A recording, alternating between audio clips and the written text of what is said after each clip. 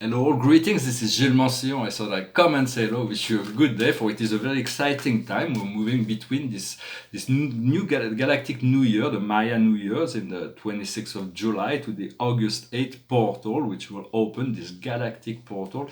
Will be open till the August 11th. Then in September there will be new wave of energy that will prepare us for the 1111 stargates. But for now we have three important moons in this August month, which is the new moon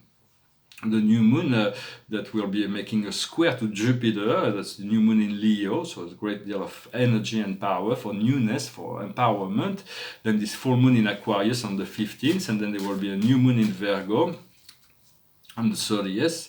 And so I'm going to pull a few cards. I thought I was going to prepare a next video talking about this great big question: why did God created the universe? For it is quite an interesting question. Why is this everything exist? Everything that we know exists.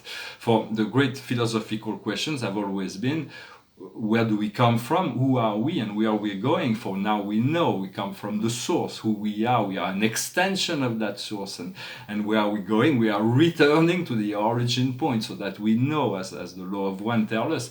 But in essence, why did the universe was created would be everybody's got different idea. I'm just sharing my own thought. Is that God on paradise as the Father, Son, and Spirit, the great I am, the eternal and finite one. Or it can also is always never changed. It always has been.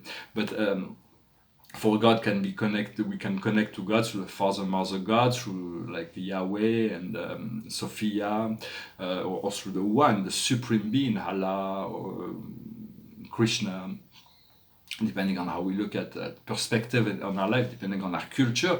But in the universe, God is in eternal evolution, there is a dimension of dynamism and evolution.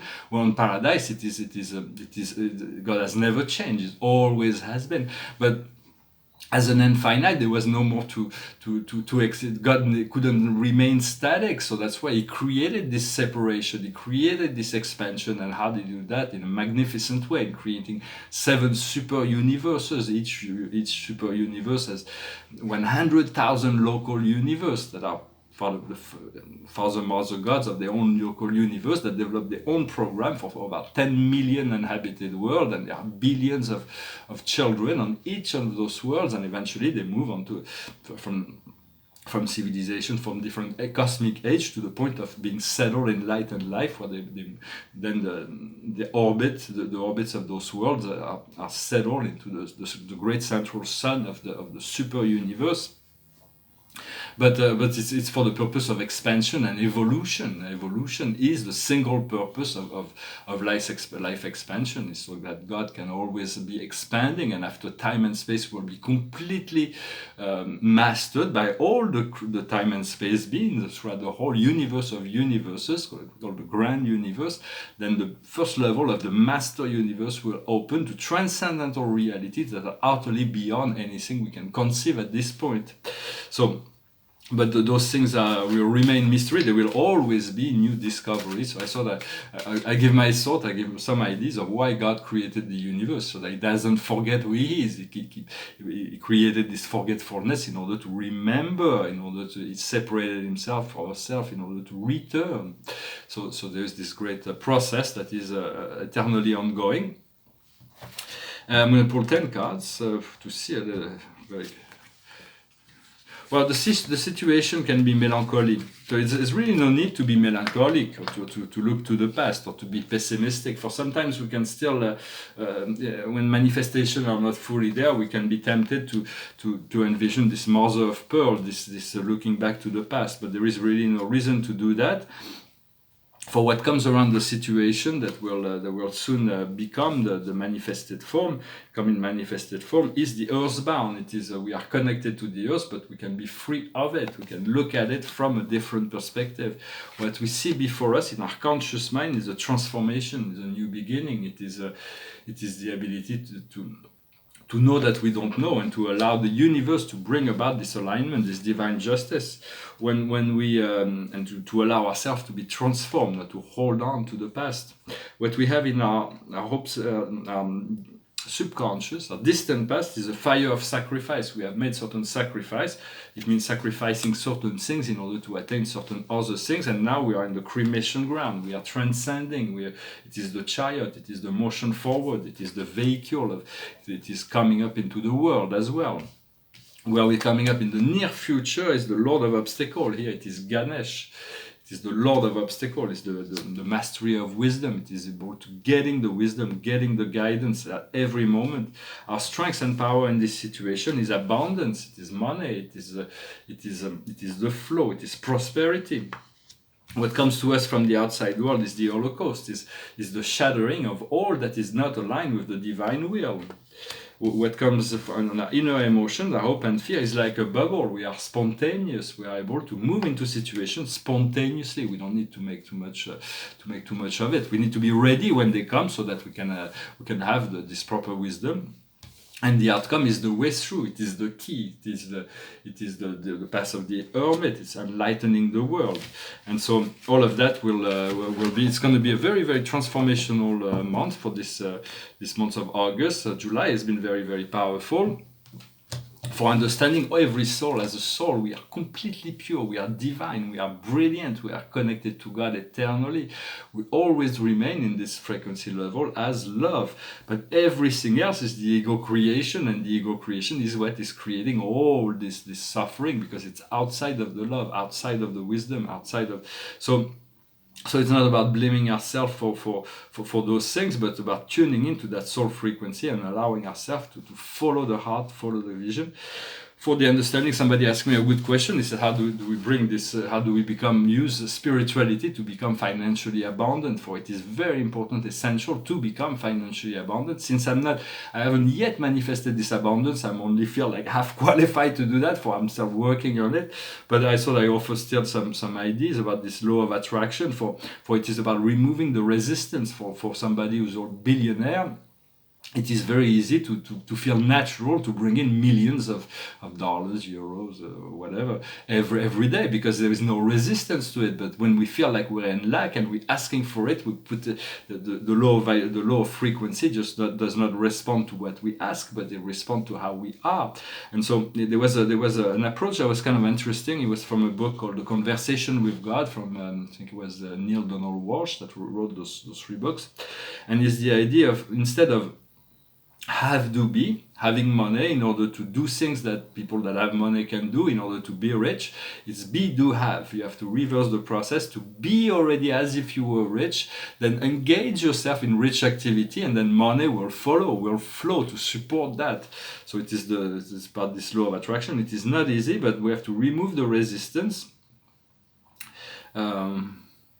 So it is also about being able, trusting this the power of the white wizard, the white magician, to become completely transparent, to allow this wisdom to pass through us, this magic to pass through us, in order to free the world, to dance with the energies of life. Understanding we are the commander, the CEO of this great ship, and this ship is being elevated each day. There is a great deal of acceleration. I feel each and every day there is an acceleration in my consciousness, and I'm sure everybody was. The more you clear, the more space there is, and the more acceleration. For now, you don't want to slow down and clear up, and drink a lot of water, a lot of clean, clear water, as much as pure as possible, because the cells are made of water. We want to saturate our body with water. For this 8 gates, is Stargate of the Lion's Gate is a money gate. It's the 8 is the number for money. It's a double form. So when we move into these stargates, there will be like the physical sun, soul, and behind it there is Sirius, the blue sun. Behind it there is the galactic sun, and behind it there is the great omnigalactic sun, solar central sun. So it's this whole alignment that will bring all kinds of new energies, and it's very, very powerful. And for Sirius is the home of the Great White Brotherhood. It's a brotherhood, sisterhood of the white light, and it is also the Christic portal. Light of the Christ is dominant there. So connect to Sirius. It's like an increase of energy that allows us to connect to this Christic energy. For we want to move from 3D to 5D. I have a project that will soon hopefully most of humanity will seek to participate in this Renaissance project, this Golden Age project. And so, but it will happen easily and progressively, or suddenly and brutally. It depends on each and every one of us. It depends on humanity. For as light worker, we want the process to be gradual and to integrate, but we want to move right away into 3D, this 5D, because 3D is like this 3D program of ego, conflict, domination, fight for resources, is creating all kinds of political absurdity and social absurdity and ecological problem. The Earth will not be able to sustain those kind of program of war and destruction for a very long time. It's the end of the program. So what will happen is at some point there's going to be an event. Reality is going to be turned inside out. Everything that we are inside will be shown. Everything will come to the light. The dark, the light, everything's going to come into that. The whole program of the Earth will be turned inside out. At which point the reptoids that are manipulating and controlling the world will have no choice but to return home, for there will be nothing to control. They will return to their own home worlds. The clones, all the millions of clones that are operating in society, will completely be deactivated. They will no longer be able to exist.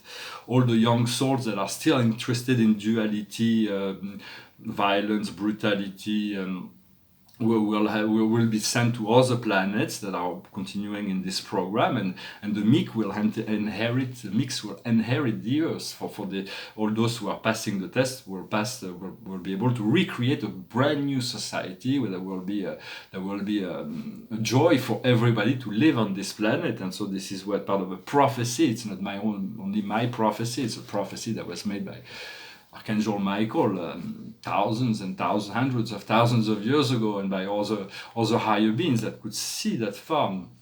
That and the Christ also has predicted this age, for this golden age that we're going to be entering into. Will not, like in the past, there has been many golden age on the planet with very advanced civilization, but it's always fall into once it reached the peak of golden age, it has fallen back into darkness. When it will not be the case, it's the final golden age. It will be followed by a platinum age. For 1,000 years of golden age will be followed by 10,000 years of a platinum age, and after that the world will be spiritualized, will be elevated into the frequency of light and life, and we'll have all kinds. But that's still far in the future. For now, we're moving into this transition from ego self, the domination of the outside world, to inner control of our own inner self. And so I hope this message was interesting for you.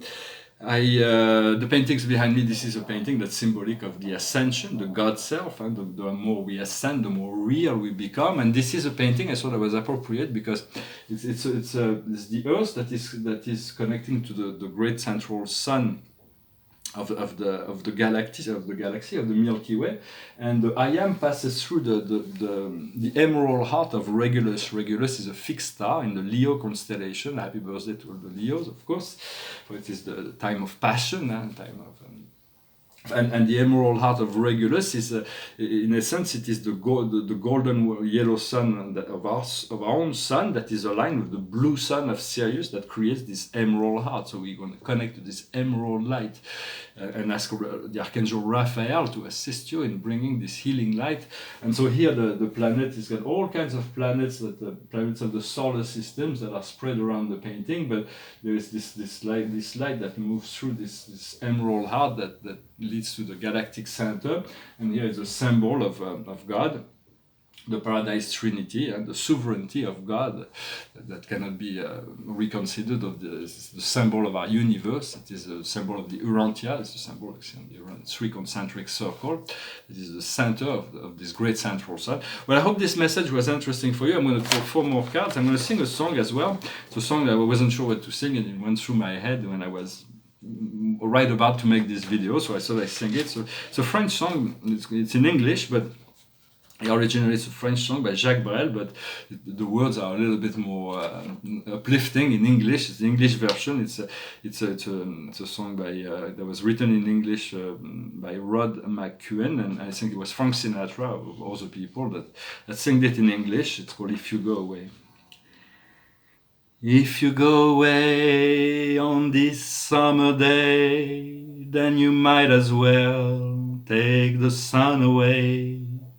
All the birds that flew in the summer sky, when our love was new and our hearts were high, and the day was young and the nights were long, and the moon stood still for the night bird's song.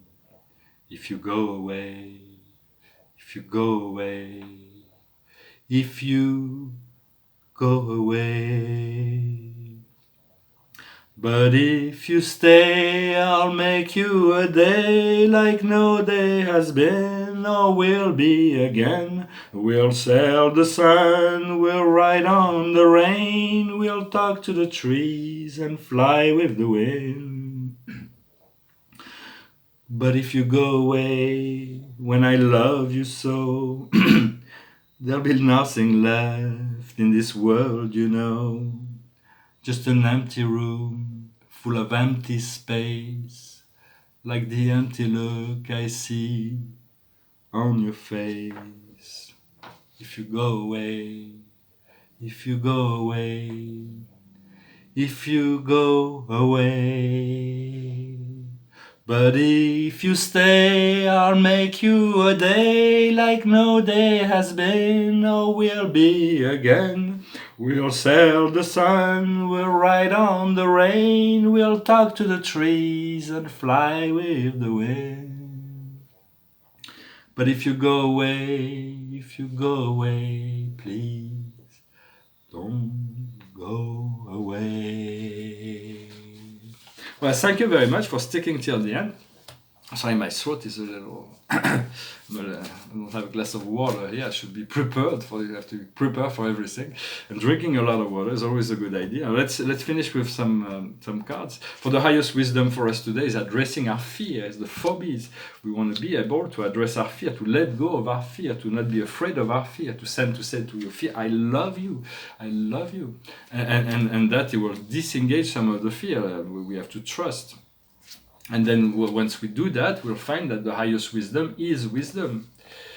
Then what we need to understand is finance, it is money, it is about that will solve much of our problems, to be wise in the administration of finance, to be wise, and to have an abundance of it, for everything comes from the inner source, from God, which is infinite, and money is a flow like everything else. So it's about removing all resistance or lack that we can, feeling of lack that we may have, in order to understand that when money comes out of us, it is going out in order to be returned to us multiplied by 10, and money that both come to us and comes out of us is blessed money. So it's about doing as much as we can to become as financially abundant, in order to enlighten our load, to lighten our load as well. And to pray and to be in receptive mode, and to be as if we were already there. So what we need to do is the great priest or priestess. It's about being empowered. This great portal of Sirius world. It is the whole week. Up until this portal will bring us this great new energy, this empowerment. There's a great deal of acceleration, and the outcome is the angels. The angels are higher beings of light. They are divine beings. They are connected to what we seek. They already know the ins and outs of things. They can assist us in so many ways. So do call on the angels. Everybody's got their own guardian angels, and so call on assistance from your beloved guardian angel. They're always serving, but they're very discreet, they're very funny, they're a lot of humor, they're very bright, they're like intellectual genius, if you wish. They're like just they say that when they look at a beach, for instance, it's not like they're gonna count all the pieces of sand, but they know the number of pieces of sand. When they look at somebody, they know exactly how many hair they have on their heads. It's not like they need to count the heads, but they have this innate they are like mathematical genius, the angels, but they're also very light. They do not have form. When they take form, they may become to us as beautiful, light, winged beings, but in their true form, they're just a spark of light, and they're just they're spiritual beings. And so we want to ascend into this angelic frequencies. Well, I hope this message was interesting for you. I wish you a wonderful day. Thank you for liking, sharing, subscribing, commenting. and for caring about your own ascension process. For you are you are what you seek. Do love yourself. Do let go of any form of judgment you may have, and forgive others as well, so you can discover together this freedom and prepare this new renaissance, this new golden age that is ahead. Thank you very much. Namaste.